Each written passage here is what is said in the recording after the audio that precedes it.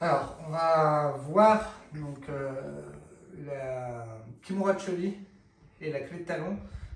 Pourquoi les utiliser, comment les utiliser et la différence vraiment qu'il y a entre les deux. Alors, je vais prendre la jambe de mon adversaire. Déjà, qu'est-ce que c'est qu'une kimura de cheville? Une kimura de cheville, donc c'est un contrôle en kimura. Donc le contrôle en kimura, c'est le contrôle d'un membre de l'adversaire avec le contrôle de mon poignet. Donc je viens contrôler sa cheville, puis un peu ton genou. Hop, et je vais aller sous sa jambe et contrôler ici en contrôle kimura classique que je peux faire sur le bras.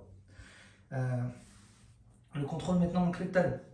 On se retrouve exactement dans la même position, sauf que je vais faire ça avec mon aisselle, son pied piégé sous mon aisselle, et ensuite je viens faire un levier sur son talon avec mes mains.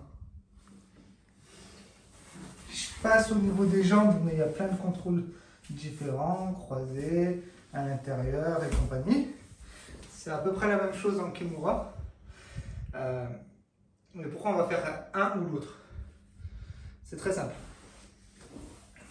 Si mon adversaire tend sa jambe, tend ses orteils, comment je peux faire une clé de talon? C'est impossible. Il est en train de défendre. C'est la défense des clés de talon. Maintenant, s'il fait l'inverse, comment je vais plier sa jambe pour pouvoir faire une kimura? C'est impossible. Maintenant, tente tes pieds. Voilà. Par contre, quand il fait ça, forcément, je vais pouvoir rentrer la kimura. S'il fait l'inverse, je ne peux pas rentrer là, mais je peux rentrer là. Et c'est exactement ça la grosse différence entre les deux et pourquoi je vais choisir une des deux. C'est que quand je vais commencer à attaquer les jambes, donc sur les contrôles, si jamais je vois qu'il a la jambe pliée comme ceci, c'est un bon moyen d'attaquer la clé de talon tout de suite. Par contre, s'il défend la clé de talon parce qu'il a l'habitude, je vais devoir changer et attaquer la kimura de cheville en rentrant complètement. Il y a des mécanismes différents au niveau de la clé de cheville, la kimura de cheville et la clé de talon.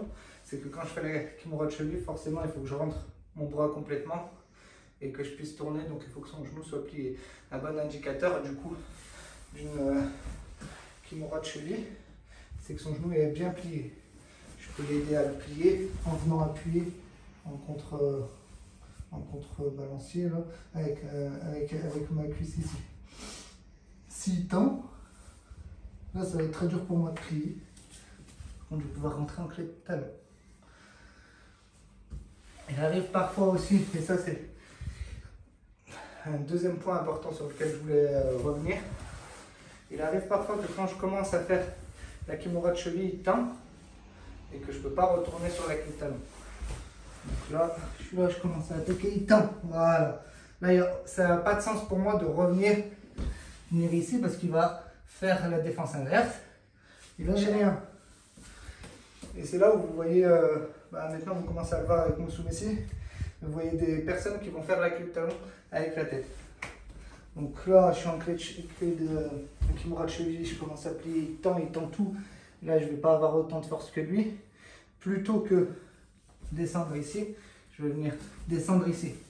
Ce qui fait que maintenant, ça va être très dur pour lui de défendre. Parce que je vais venir poser ma tête, contrôler et passer en clé de talon. Donc, la variante avec la tête de la clé de talon, c'est celle-ci. Maintenant, situation inverse. Je commence à attaquer la clé de talon et il tend. Ses orteils, il se tend comme ça. Alors ici, il n'y a aucune raison pour moi de remonter sur le bras, attraper sa jambe avec ma main et essayer de plier ses orteils. C'est trop long. Par contre, ce que je peux faire, c'est venir avec la main attraper son talon et poser mon coude.